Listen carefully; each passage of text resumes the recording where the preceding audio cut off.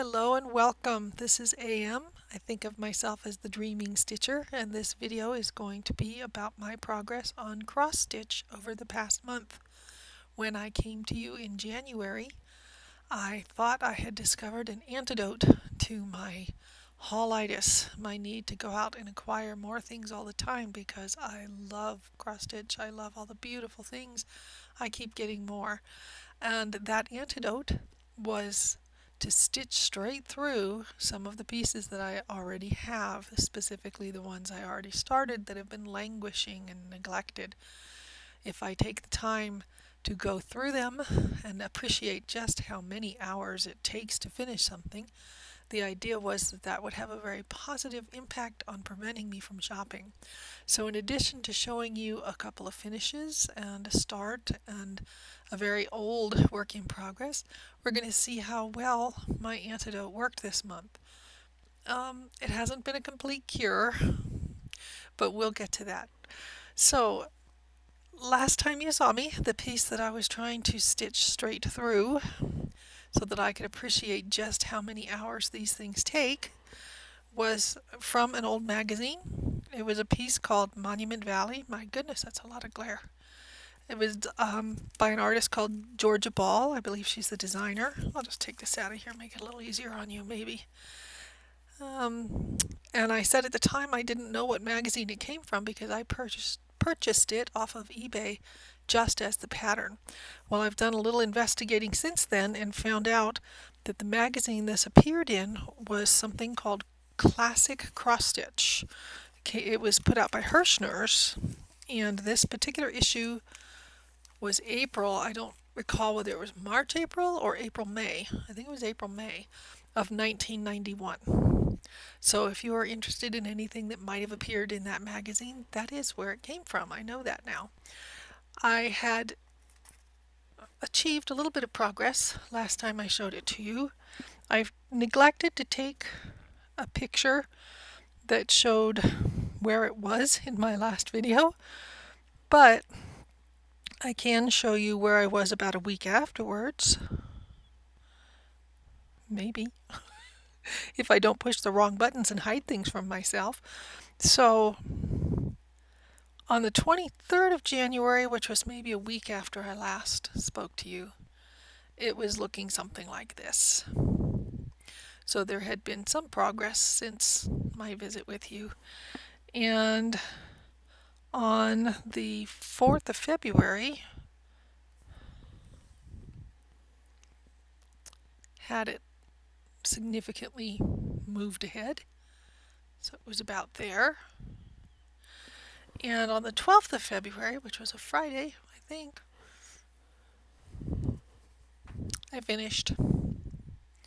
So this is Monument Valley by Georgia Ball from Classic Cross Stitch magazine, 1991. And I did it because I love things Southwest. It is done with anchor floss on a Zweigart fabric that I purchased. Yes, there are two different light blues in the sky where there shouldn't be. If you watched my last video, you'll have heard my rant about that.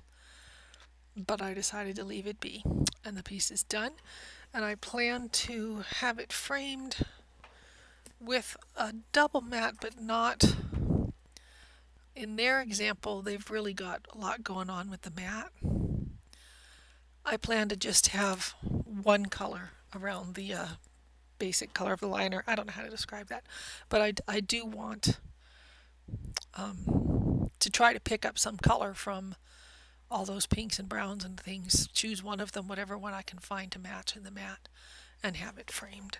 So I'm happy to have finished that. I think I told you last time I'm trying to concentrate on doing about 3 hours a day of stitching in order to make progress towards my goals of stitching at least some of the many lifetimes worth of projects that I have. I did fall behind on some days. I'm supposed to carry the time forward on the next if that happens. I spent a lot of January and some of February carrying time forward. I finally got caught up to where I didn't owe myself any time, and I'd done the 3 hours for that day, and I was starting fresh. And after about an hour and a half of stitching, my sister called, and we talked for an hour and a half or 2 hours, and that threw me off completely for the day, so then I was behind again. But I would say it took, I don't know, I don't track these things closely, maybe 40 days of stitching to finish that piece. It's about 12,000 stitches. Okay, when I finished it, my original plan would have been to go on to one of my other old works in progress. But as I worked through it, I was considering how large it was and how much time it took, and decided that I would reward myself between these large projects with 1 week of stitching on small items, as long as I was good and had worked hard. So I showed you that I had a little bit of haul previously from 123 Stitch because I needed to get some floss, and it was this little kit from Clart. This is also available from My Bobbin, I believe. Probably at the time it was a better price, but I needed to order floss, so I went with 123 Stitch. And it's the first time I've ever worked with one of these kits, and I told you that when I saw it, my intention was that it should be a gift. So gifts, we need to kind of prioritize a bit and not leave them lying around waiting forever to be stitched. So I have stitched this one. I'm going to show you some in-progress pictures on my iPad, if that's okay, and mention as I'm pulling them up that although this was the first time I worked with a Clart, which is a Russian company, I found it really, really easy to understand and follow the directions. Everything was quite clear. Even the idea that those French knots in the eyes and such needed to be one wrap around the needle. I have never seen a kit that actually made that so clear before, that how much to wrap your French knot in this case. Anyway, here was the penguin partway through the stitching, where this was probably 2 days of working on it, so 6 hours approximately maybe. And I had made some progress, and I was allowing myself a week. Yes, that's February 14th, so that was after doing some stitching on the 12th, having finished Monument Valley, and stitching on Saturday the 13th. This, I think, was probably before I did any stitching on the 14th. Then on Monday, right after that, I had all of the cross stitching done. None of the back stitching, obviously, but there was some progress. And here he was with part of the cross stitching done. The back stitching done. But even before I got that far in the back stitching, almost as soon as I started the back stitching, I kind of got fried on it and wanted to set him aside for a minute.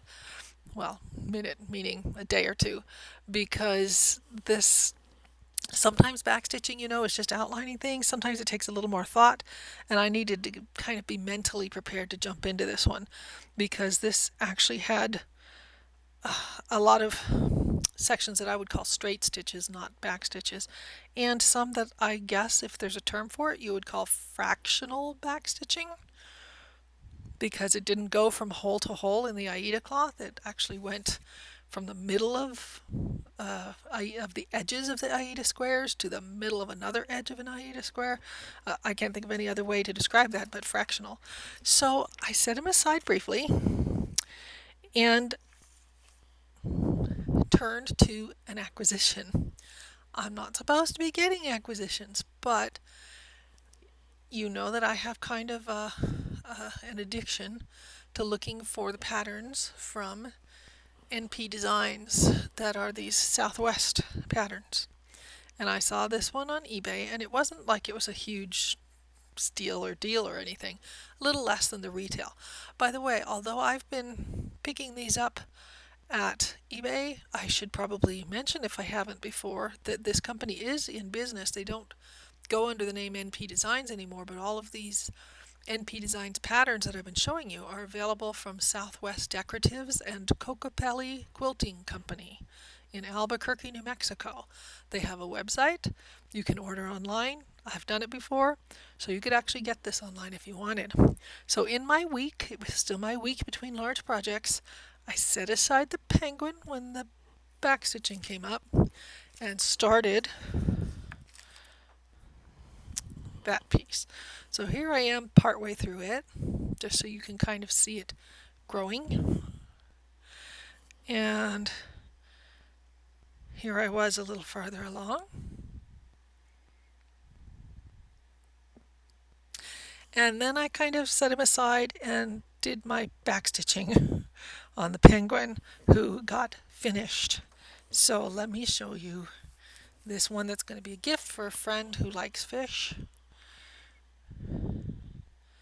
There he is, all stitched up. Poor fish.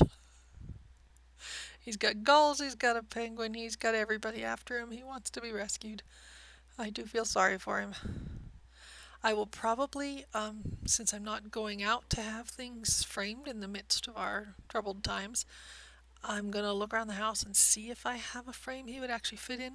He could go in a hoop. I really don't want to do that. I'd rather have him framed. So I'll just have to see what I can come up with. I don't know when I'm going to see my friend to gift it anyway. But I did return to the backstitching more mentally prepared to handle whatever it threw at me, and it didn't take much time at all to get that done. It is just a small piece. So in what was left of my week, including a little bit of Friday morning, I continued this one. Obviously not yet finished, but I have made some progress. It's probably hard to tell from the video, but he does get filled in with white in these spaces. So some of them I have put in the white, just a couple of them, and there's white here on it in his face. I don't know if you can actually tell that that's stitched, but it is. So he's a little less finished than he may look because all of those empty spaces in his halo, mask, I'm not sure what you would call that, need to be filled in. And that's just a little piece. I could have finished it if I hadn't allowed myself only a week. And by the way, the reason I started this was because I was naughty enough to make a purchase when I shouldn't be purchasing things. So that was kind of a lesson to myself of if you're going to buy it, you better do something with it, which I did. Okay, so that was 2 finishes and a start. I also have progress on a very old work that I must have showed you in my first video years ago now. And it's been postponed for a number of reasons, mainly because it's stamped cross stitch and I'm not all that excited about stamped cross stitch. I have done a few pillowcases and some towels, but for the most part stamped cross stitch does not excite me much. It's this Bucilla Tiffany Wedding. Boy, a lot of glare there. Stamped cross stitch. Which means not like the stamped things you get today from China and such. I'll show you the bottom of this one. It means it's all printed out for you in blue, or in this case blue and green, and you put your stitches over those markings on the fabric, which is not Aida or linen. This is just cotton. So I'm sure many of you have encountered this kind of stamping before. As I said, it's really common on pillowcases and towels and things. Maybe not so much wedding samplers, but quilts. I've seen quilts done with stamped. Anyway, my previous progress on that one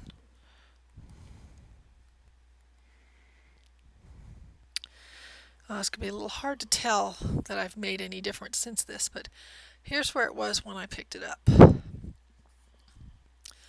The difference that you're going to see is mostly over here on this side. You'll be able to tell that I've put some stitching in.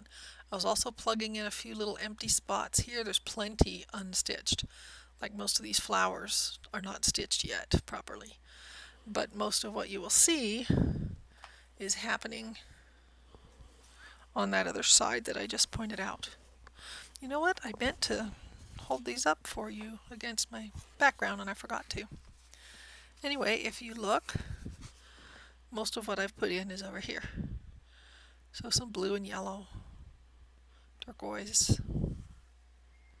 Not a whole lot. I did pick this up on Friday, and here we are Sunday, so there's a little bit of Friday stitching, a little bit of Saturday stitching. I have not put in 3 hours on either of those days. I'm not sure I've put in 3 hours total. I think I've put in maybe 3 40-minute sessions on it. I just don't get excited about stamped cross stitch.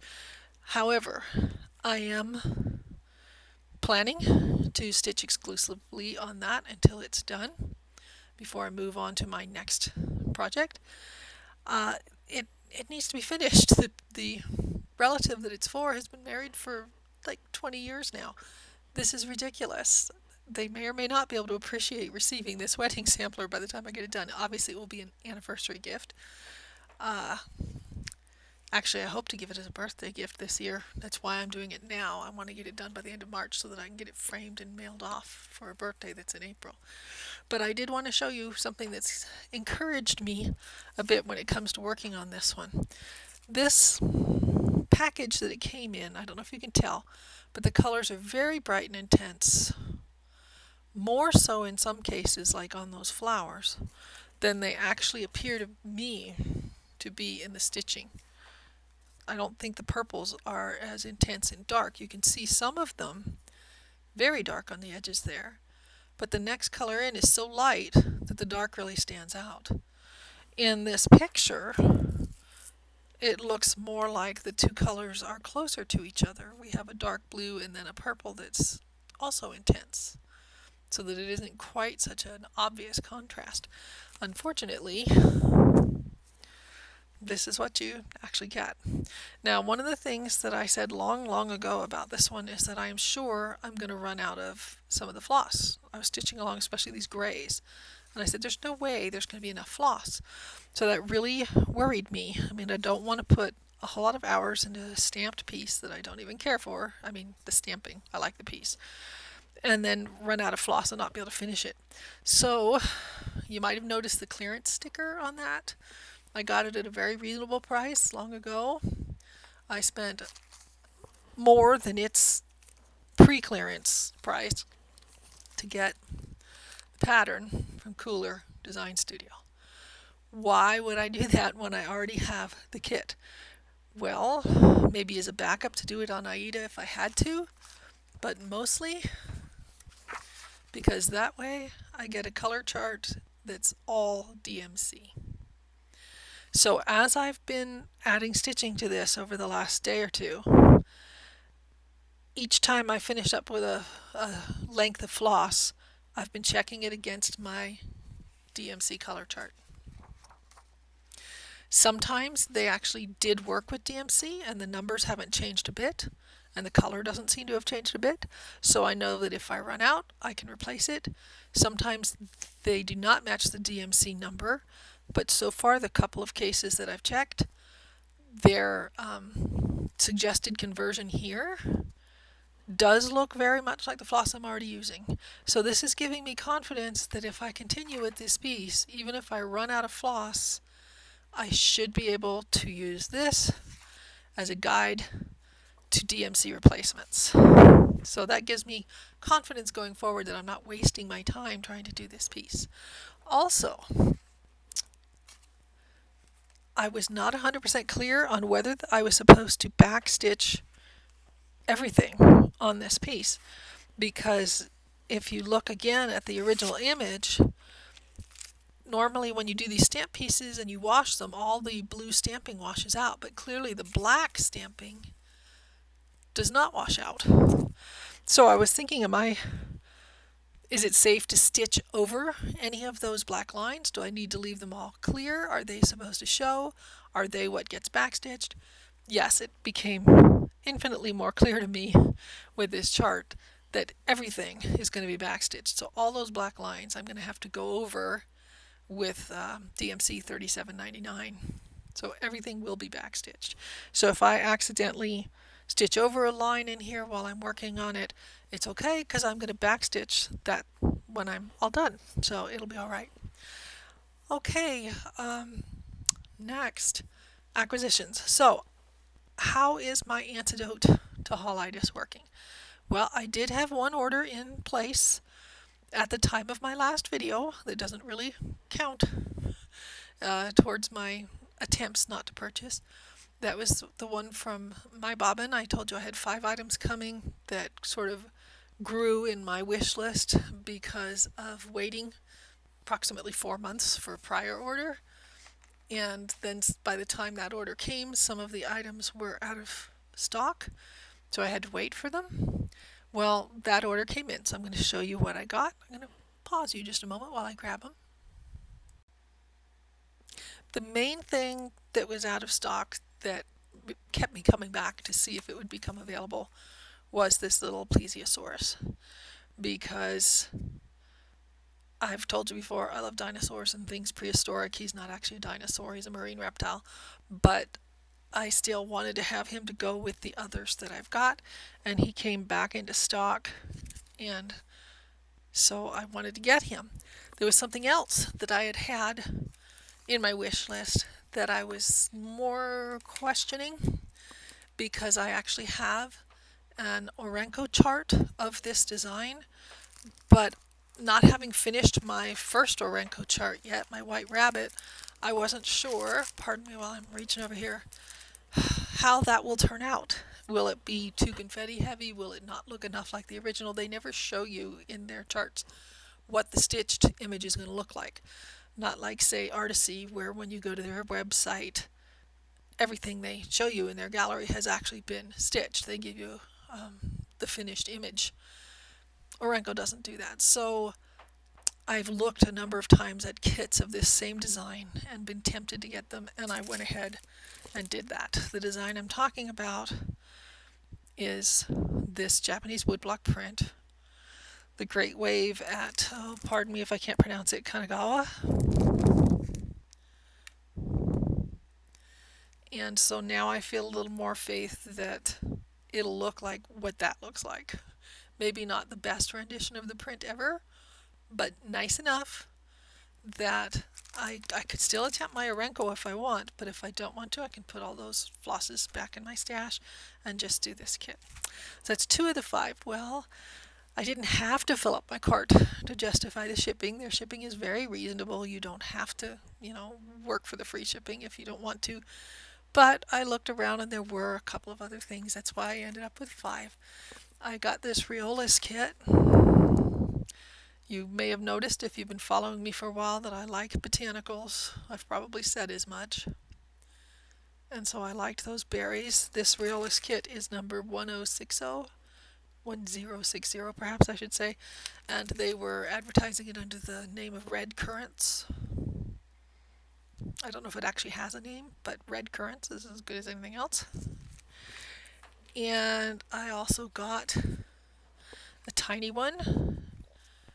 So this is the kind of project that I might slip in between large projects. It's little enough that one feels it could stitch up quickly, and if I give myself a week between large projects again, then I could do something like this before diving into something else that's going to take 40 days like the last one. And by the way, I have some in the wings that I know will take far more than 40 days. I'm allowing myself till the end of March to do this stamped one, simply because my progress on it is so slow. I don't enjoy it. I don't know that I'll get in my 3 hours a day with it. But I have another one coming up later this year that I have allotted 5 months for, and I don't know if that will be enough, even at 3 hours a day. So we will see. The final thing I got from my bobbin,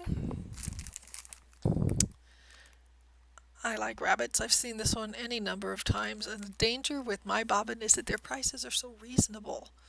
So you end up getting things for the wrong reasons, not necessarily because you're desperate for something to stitch, not just because you like rabbits, but because, oh, I've looked at it so many times and it's a nice little bunny and it's such a reasonable price, and then you get sucked in. Anyway, those 5 preceded my attempts to stop shopping. So how well have I done since forcing myself to stitch through things and appreciate how long each one takes so that I don't keep buying more? Well, you saw the little bitty NP Designs project that I got. I haven't ever finished showing you all of my stash. I have several long dog samplers in my stash. One of them is Beauty Spot, and I've had in my wish list but kept looking for in other places for a long time the one that kind of goes with Beauty Spot, which is Sunspot. I did not get this off of my 123 stitch list. I got this off of eBay, It was only a very, very small savings, a small difference in price, a couple of dollars between what it would have cost me elsewhere. But it was there, it was available. I need to stay off of eBay because who knows when these will get stitched. Look at that size, 315 by 312. So if I did the math on that and tried to figure out how many hours that would take me and how many days, I think I'll do that. I'm going to pause you a moment and come right back with that math. Okay, it's scary math. So the way I calculate these, just so you know, is I pretend that that dimension refers to full coverage, which this is not. So it won't actually take as long as a full coverage piece. But if it was full coverage 315 by 312, that would be over 98,000 stitches.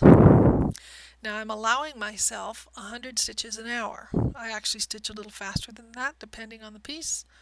I can stitch slower depending on the piece. Obviously something with a lot of color changes and small areas of stitching is going to take longer than something with big color blocks. But if I was doing it at 100 stitches an hour on average, that would be 982 hours. And if I stitch for 3 hours a day, that's 327 and a half days. Now obviously it won't take that long because it's not full coverage, but even so, let's suppose it takes half that long. That's 150 days. That's more than 6 months on that one project. And I told you, several long dogs in my stash, in addition to all the other kits and charts and projects. So I really shouldn't be buying any. But if I can stay off eBay, that'll help. So we got Sunspot to accompany Beauty Spot. We got that little NP Designs that I'm so addicted to. How did I do? That's only 2 purchases. Unfortunately, there were 2 more. I do need to stay off of eBay. I don't even quite know how to explain this next one. It's not a great deal either. It's roughly the same price that you would get at 123 Stitch without any shipping. So it's not like I was saving a ton of money. I think I told myself, I've seen these often. What if they go out of print? Would I be sad if they suddenly became hard to get? Well, these are Dimensions Gold Collection Petites. I have paid kind of premium prices for some of those on eBay before. It is possible that they go out of print, sometimes out of production, and costs go up. But in general, a lot of them are still available. I have one that I stitched for a friend that I bought myself a duplicate of that I stitched probably 20 years ago now, back when I first started stitching, and it's still available. So telling myself they might go out of production is just an excuse. And I've seen lots of people show these, and I was not driven before to say, oh, I need to have them. Stay off of eBay, self. Don't shop. So what am I talking about? I got 3 of the Gold Petite Lighthouse kits. They were being sold as a lot. The seller was asking for bids or best offers. So I put in a best offer and said I prefer not to go through the stress of bidding. And they gave a counter offer, and I said, I really can't justify it unless it's less than I could get it at 123 Stitch. So they gave another counter offer that came in maybe a few pennies less than the total from 123 Stitch, not counting the shipping from 123 Stitch. And so I ended up with these. I'm sure you've seen all 3 of them before. Why did I add them to my stash? I don't know. Stay off of eBay, self. That was 1 purchase, but it is 3 items. I told you there were 2 purchases. The other one I blame entirely on Stitching and Wishing. I lay this at her feet. If you have not watched her videos, you should. She's a very pleasant lady. I like to see her beautiful work. She showed something in her most recent video that I didn't even know existed. And I went and paid an inordinate sum of money to order it from Russia. She said that the kits from these folks are very reasonably priced, and they translate over from rubles to dollars for maybe $30. That was not quite the case. It was definitely more than $30. and then the shipping on top of that. She said a couple of bucks for shipping. No, the shipping was between $8 and $9, which, it's coming all the way from Russia. I'm not going to complain, but it wasn't a couple of bucks. Anyway, I will show that to you in my next video because I have nothing to show you now. It's going to take who knows how long to get here. But let that be, Lord, please, my last acquisition. I need to stitch what I've got. So next time I will hopefully be back on the third Sunday of the month like I've been trying to get back in the habit of. I don't know if that stamped cross stitch will be done. If it is, then you can look forward to seeing me work on some other small pieces before I dive into the next large project that needs to be finished. I have several of those. If you look at past videos, you'll get a big clue as to what they are. I still want to do my bucket list starts. I'm just postponing them until I clear out more of this old stuff. So I haven't forgotten them. I haven't forgotten that I keep promising to show you a stash. I just am focusing on other things, I guess you could say. Thank you very much for tuning in. I'm going to see whether this video can upload while I'm doing other things with the computer because I have other business to take care of today. If I mess it up somehow, I guess I'll be filming again. But thank you very much for watching. Thank you for subscribing if you do so, for any likes you care to offer. It's all appreciated. I just really, as I've said before, am looking to share all the work and effort that we put into cross stitch with someone who can appreciate it and know what goes into our labors. So thank you for taking the time to watch. I will, as I said, hopefully come back on the third Sunday of March. We'll see how much progress I've made then.